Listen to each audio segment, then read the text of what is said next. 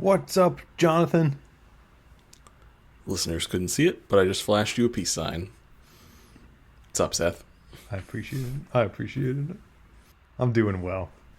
Peace to all of our listeners out there. Peace. I'm glad you're doing so well today. Let's start off with our question.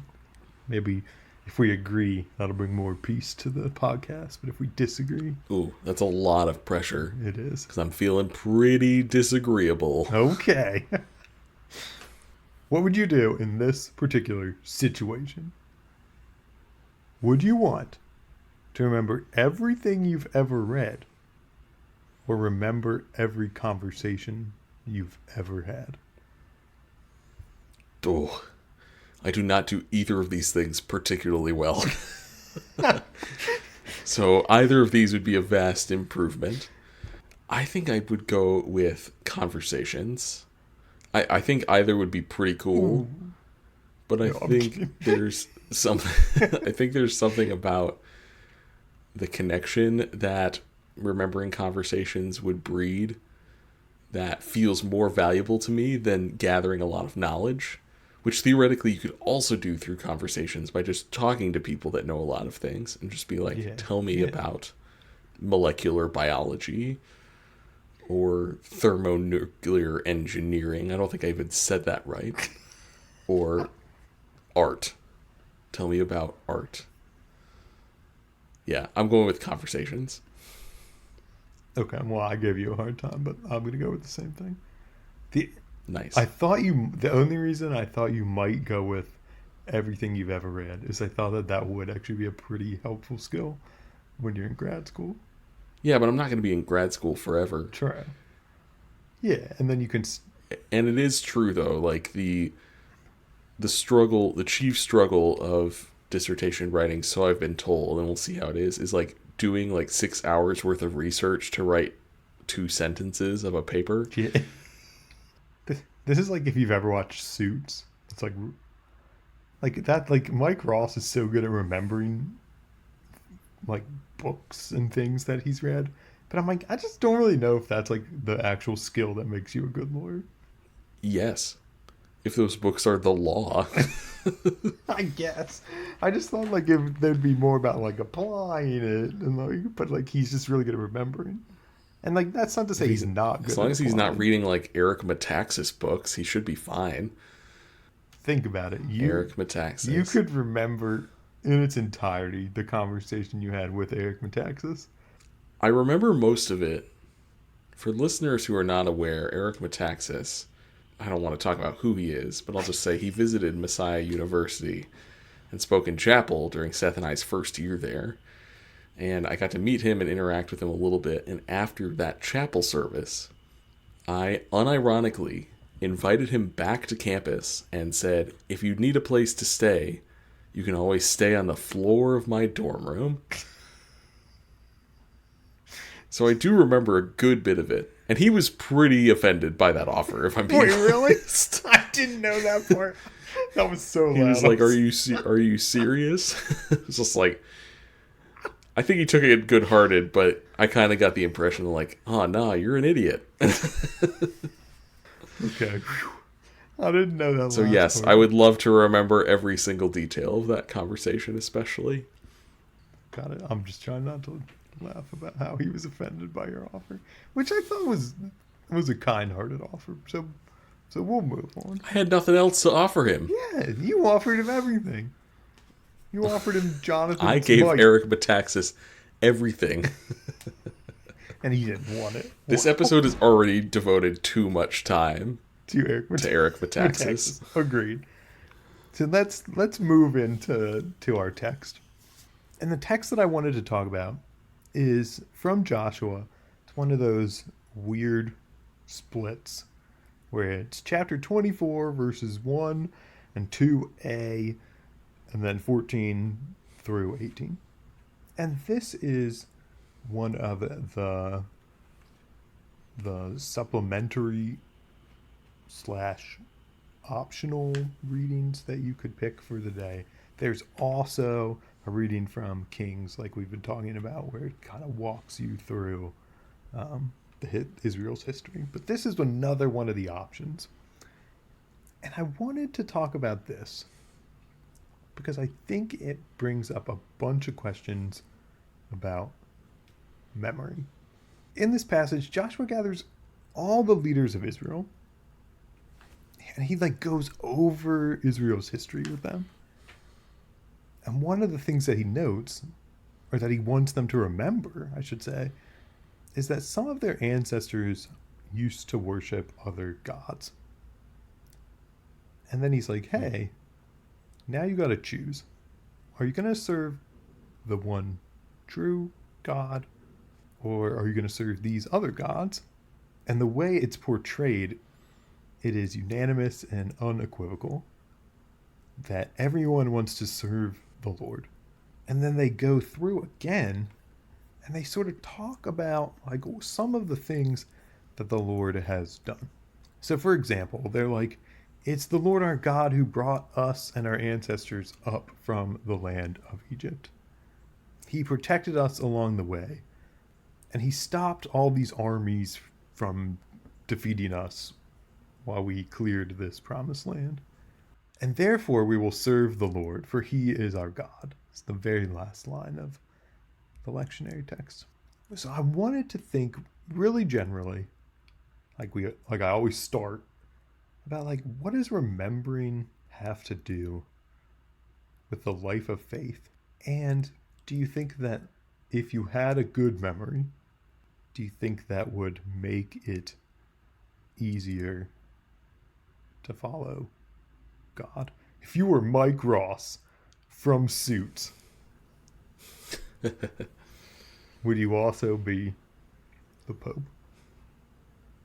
That didn't really work. I'm just making it question there. Oh my gosh! Sometimes sometimes you just astound me. But you ask that's a really good question, because so much of the life of faith is about remembering, right? It's about thinking about things that have happened, remembering future things that are going to happen. I won't talk about the words, the nerdy words in other languages that we've talked about on the podcast before, but the act of remembering, of building ideas back together, is an important work, not just of the individual, but of the community. Remember who we are, remember where we're going, remember who we are called to be. So Seth, I think my answer to your question is, I think we are best when our memories are strong but incomplete, and are only made complete when we are acting and living in community with God's beloved. I think, to directly answer your question, having a photographic memory of some kind, or some sort of ability to easily remember all the things that God calls us to remember and more, I wonder if that would actually make it harder. Because you no longer would need to depend on others in the same way to remember. That's just my initial reaction. I think it would actually be more difficult if you felt like you could do it on your own. I appreciate that a lot. I mean, I don't think I've actually talked about this recently, but that doesn't mean I'm not thinking about it all the time. But that's one of the things I love about the lectionary, is that I think it helps us remember, in the fact that it's it's such this long series of structured readings. It helps us to remember things by emphasizing different stories at different times, and B, having them come up again and again and again to jog our memory. Right. It's the familiar experience. Yeah. It's like the deja vu experience, right? Yeah. This feels like I've been here before. There's something powerful about that.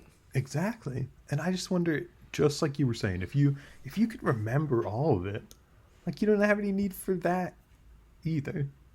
You don't have a need for the way that the church year is structured. You don't have a need for other people. You don't, like, to be honest, do you really even have a need for the Bible, right? Like, what is the Bible if not a collection of the ways that people have remembered, like, what God has done for them? Like, do you have a need for that either? Then I think the next question, and this is right along what I think Joshua is doing, is like he's trying to get people to remember not just God in general, but like what God has done for them and their community. And I'm thinking already about what you were just talking about. Like the way that because our memories are faulty, we need other people to sort of fill in the gaps. And I think that's so helpful when we think about broad views of community. Like we need some people who are older who remember things firsthand and all the different perspectives that they have. And we also might need some people who are younger who like have really good memories. You know, like the little kids who like you say something one time and they remember it forever, even if you don't want them to. But like when we have communities, we can remember much more about what God has done for us. And we can also better reflect on what's happened even before anybody in our community can remember. So let me ask you this question. Is there someone like that you can think of in your faith life who you think has seen a lot and like you wish you could talk to them about their memories? I just came up with this question, so I just threw it on you and I also threw it on me. So I'm going to give you a second to think about it, and I'm going to think about it too. I mean, Seth, it's such a powerful question that has to do with not only memory, but I think also in a very similar way, it has a lot to do with grief. The conversations you wish you had or could have again. Trying to remember the details of the stories that were shared. I think those are people that come to mind, like certainly my dad, but others that I've lost or have only heard stories of. Like I think of my mom's parents. My grandpa died, I think, 10, 11 years before I was born. Oddly enough, my mom was around my age now when she lost her dad too. And I know that I have been held by my grandma Ruth, my grandma Zim, but I do not have any memory of her. And so it's like even stories like that just make me so curious about who these people were that, I mean, had such a profound impact on my life that I've never met. Yeah. And that's the gift of memory too, is thinking about, my goodness, we have to remember or we will not survive. You know, like it's true about our history, but it's also true about our relationships. I mean, it's the powerful story behind the movie Coco. You know, the whole frame of, well, at least the whole Disney oriented frame of Dia de los Muertos is this idea that by remembering the dead, we keep them alive with us. We honor their memory and they come and celebrate with us this evening. Yeah, and you're embodying that idea that remembering allows you to put back together, to remember the past, and also kind of pre-member the future too. Like, Yeah. there's some things about that like, as I think about who I wish I could have those conversations with, I think about things that I both have missed out on and things that I long to see in the future too. I sprung that on you, so thank you for entertaining my question. I thought it was so fitting that you brought up your grandmother, because that's mine too, is my grandmother. She just read her Bible like so avidly, and I wish I had that. I don't know. I was going to say skill. That's not a skill. That drive. Like even when she got older. Discipline, yeah. Yeah.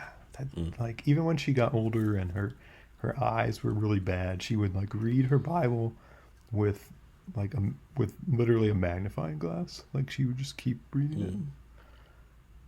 And when she passed away, I got like some of the books that she had about the Bible and like faith and things. And this is when I'm like, man, I wish I'd talked to her more about it, because she had this book called The Parables of the Kingdom by C.H. Dodd, which I had to read in school.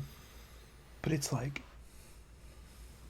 at the time, it's old now, but at the time it was pretty controversial because, anyway, this is a summary. He wants to set the parables in what he calls their setting in life. And to do that, he says that, like, well, maybe Jesus didn't actually say this very first line of the parable, but Matthew uses that first line to connect Matthew's story to the parable. So anyway, I wish now I'm like, man, I wonder what my grandma thought about that. I wonder in what ways this woman who grew up Brethren like engaged in like this scholarship about parables and like what she saw when she was reading her Bible every day. Now I'm like, man, I missed out. I missed out asking her about it. But like one of the things that I'm so thankful I remember is her just like her chugging through her Bible, and she'd get to the end and she would just start over at the beginning. She was like, I'm not taking a day off. Like I just keep reading it. That's like another way to help us remember, right? To keep doing it. And I'm struck by the recognition that whenever we are so unfortunate to lose somebody, that we'll have that moment of some combination of longing and regret. Yeah. And this is not to say like, oh, don't wait to have that conversation with that person, because you never know what could happen. No, that's not it.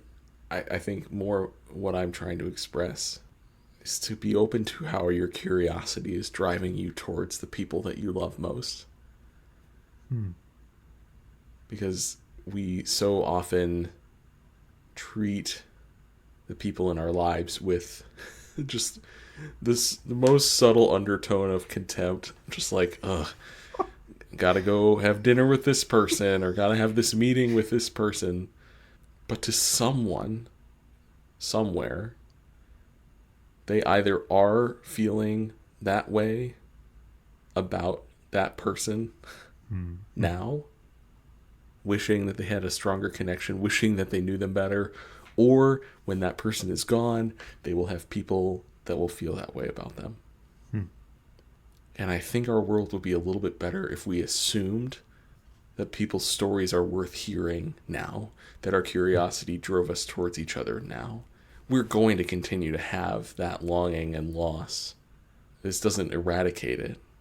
It's not a pursuit of, avoiding that feeling. It is in pursuit of recognizing what we know to be true at our moments of deepest pain and loss, and trying to let that inform how we are remembering now. Remembering or pre-membering a future that we want to have. I like your very last point about pre-membering this future that we want to have. I think it's so easy for me to get caught up in one of the two extremes, to either remember so much about the past that I can't think about the future, or to think about the future so much that I just end up forgetting about the past. And I appreciate that maybe about what Joshua seems to be doing in this little passage, if I can bring it back to that. It seems like he's okay, we're moving into this new territory. It's super exciting. Everyone, this is where the story's been going, at least.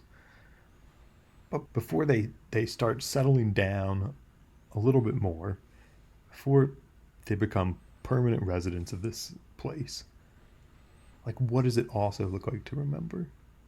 How do you hold this together? And he does it in community, just like we've been talking about. This whole episode, we've been talking about these wonderful people who have been in relationships with us, who we wish we just had a little more time with, so we could remember more. where we could pre-remember like what life would be like with them. Man, Joshua just has something to say, I think, about remembering that I just need to keep hearing about the importance That's of what it's all remembering. about. Yeah. Yeah. Yeah. I mean, say what you will about the conquest narratives. There is a powerful through line in these stories of remember who you are, remember where you come from, and remember what you are called to be.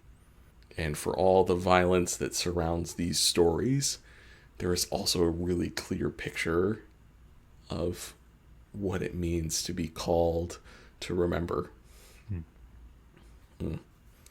Pray us out, Seth. I think we need it. Well, I think we do too.